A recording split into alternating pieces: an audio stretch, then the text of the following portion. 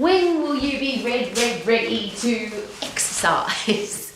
When is the best time to exercise? When will you get the best result? How often should you put your body under pressure to get healthy, fit and strong and stay that way for the rest of your life? And it's a much argued conversation. People talk about exercising every day. Some people talk about 3 times a week. Some people talk about 150 minutes per week. Doesn't matter how or when you put that 150 in, as long as you get 150. There's some people who talk about strength training every day. There's some people who talk about strength training once a week. How do you know when you are ready to exercise? And if you go to the one and only source, which is not social media or some expert or an influencer or an exercise physiologist or a coach or a trainer, because nobody knows your body better than you. So when are you ready to exercise? When is it a good time for you? Not when somebody else tells you.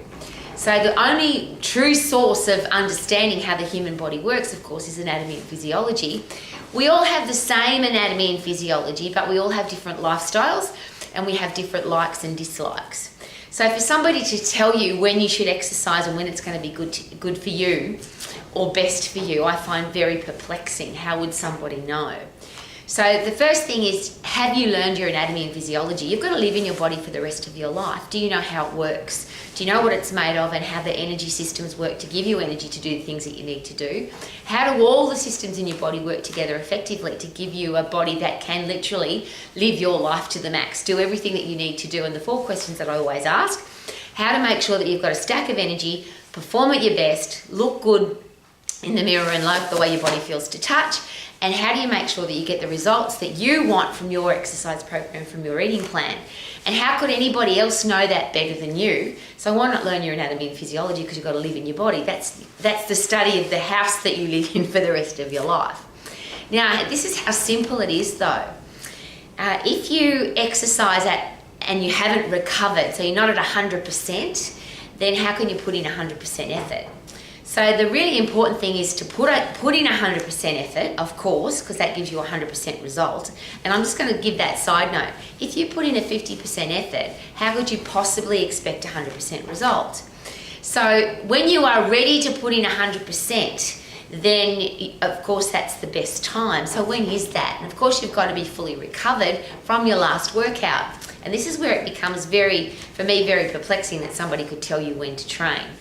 Because everybody has a different lifestyle, and that when you're ready to train is determined by, of course, how much sleep do you get? Do you sleep deeply?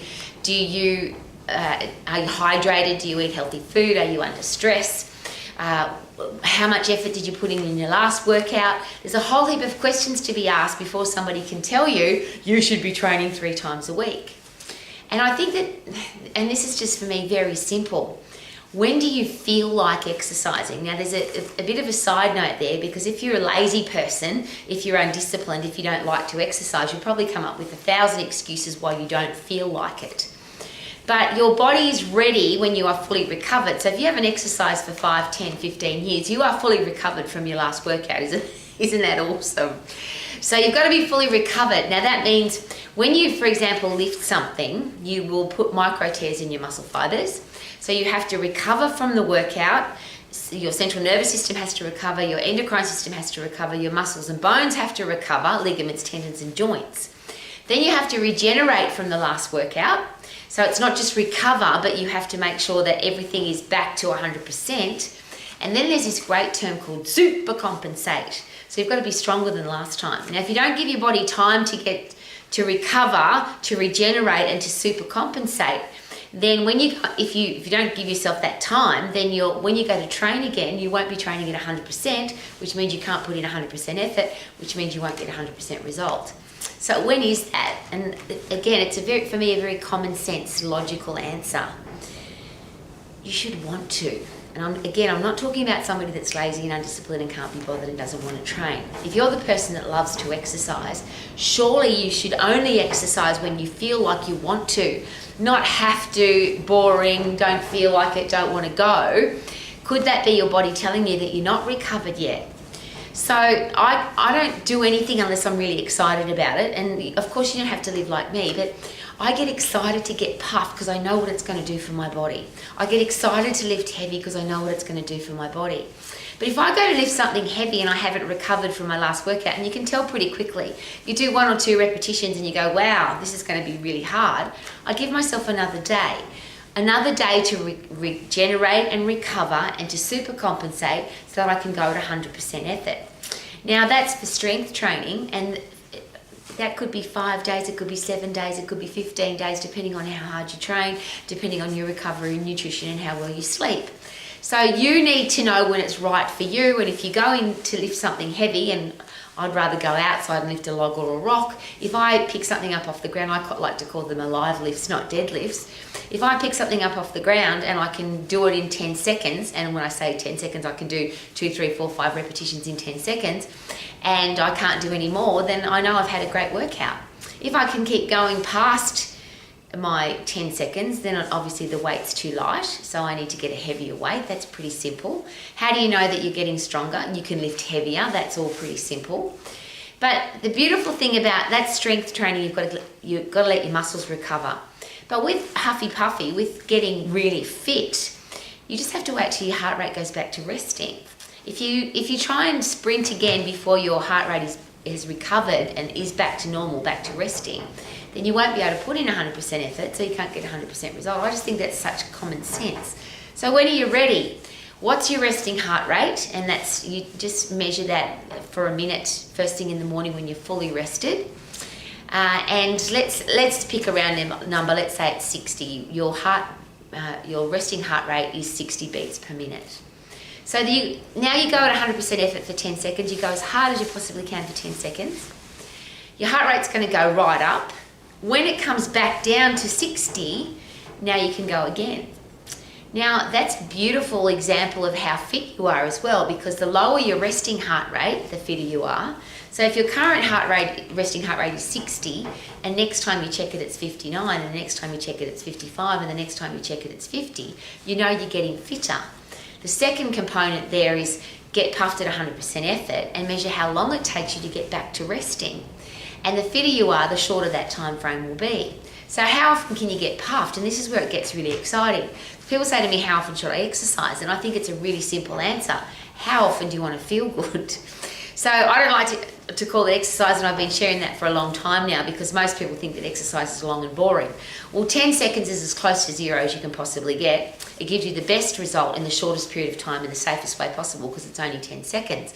So throughout the day, because I want to feel good all the time, I want to have a brain that's thinking clearly, I want to be a solution finder, I want to be a critical thinker, I want to have a stack of energy, I want to feel good all the time.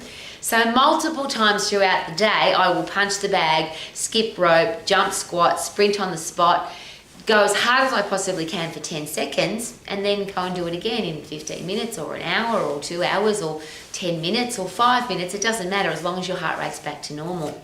And that way you're constantly injecting your body with this huge spark of enthusiasm and excitement. I like to call it the 3 E's: energy, enthusiasm, and excitement for life, so that you feel good all the time. People say you can't be happy all the time, but when you get puffed, you change your brain chemistry to positive. You change your brain chemistry to happy drugs.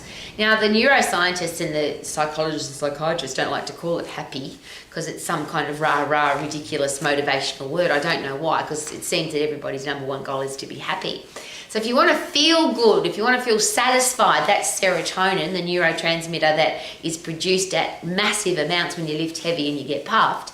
Dopamine is a reward neurotransmitter. You feel good about life. Yay, I'm doing great things with my life. I feel excited about life.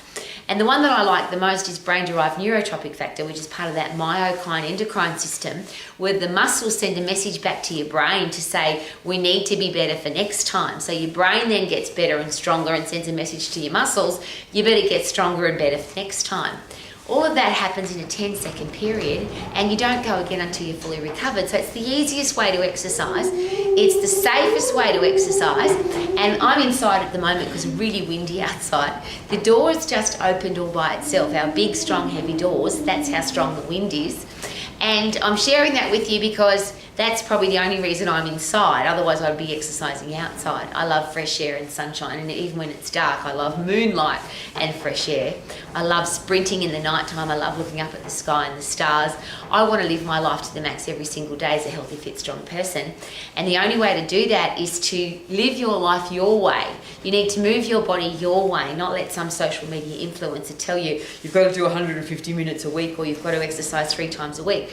How often do you want to feel good? How fit do you want to be? How strong do you want to be? In those 4 questions, which are you performing at your best? Do you have a stack of energy? Do you love what you see in the mirror and the way your body feels to touch? And are you getting the results that you want from your eating and exercise plan? And if the answer is yes to all of those, then you are ready to live your life to the max. Ready, live your life to the max. Woo-hoo-hoo, live your life to the max, yeah.